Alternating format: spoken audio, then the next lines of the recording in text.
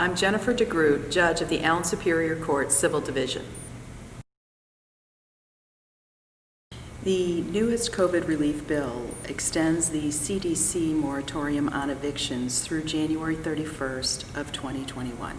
The new bill also includes $25 billion in relief funds for payment of rent and utilities that will be distributed to states and local jurisdictions to assist landlords and tenants in payments that have been past due.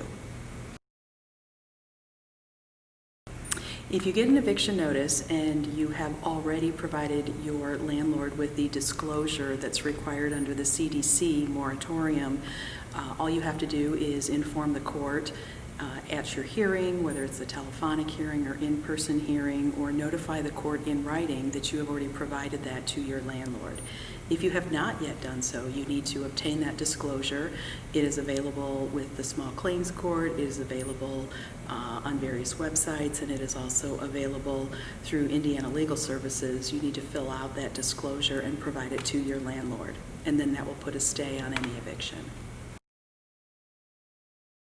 In our own community, the City of Fort Wayne, in partnership with Brightpoint, the Volunteer Lawyer Program, as well as Indiana Legal Services in our area, have put together a tenant assistance program.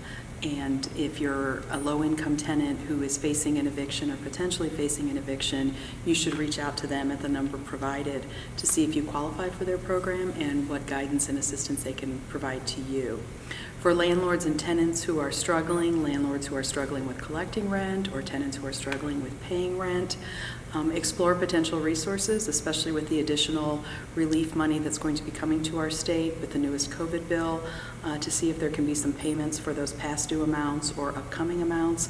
Also, you can attempt to go through a free program that is put on through the Indiana Supreme Court, which is involves a neutral facilitator who will work with the landlords and tenants to try to come up with a resolution to their dispute short of going to court. And that is there are resources available on the website for the Indiana Court's website to get into that program.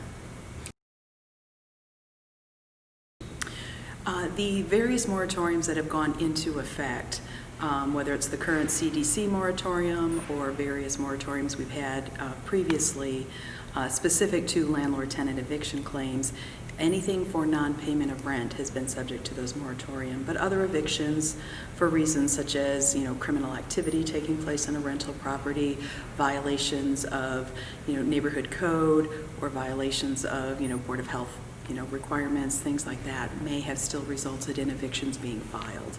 They were always specific to non-payment of rent.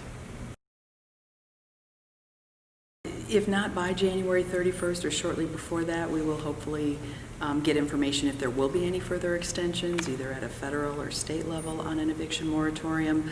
So just pay very close attention to what's going on in the press with respect to COVID and additional relief that may be coming, either with the change of the administration. This was sort of seen as another temporary moratorium being put into place. There's no word that this is going to be the final one.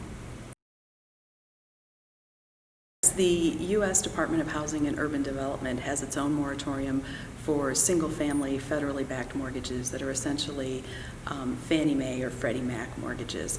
And they put a moratorium that now runs through February 28th of 2021 on any mortgage foreclosures for those properties, as well as evictions for those properties. Some of those homeowners may be renting those properties out and that are subject to those mortgages, and those tenants would also be protected under the HUD moratorium.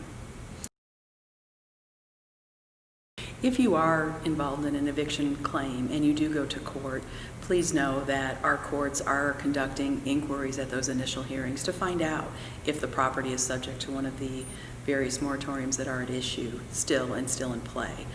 So the court is finding out if it is a federally backed single-family home subject to a mortgage such as Fannie Mae or Freddie Mac.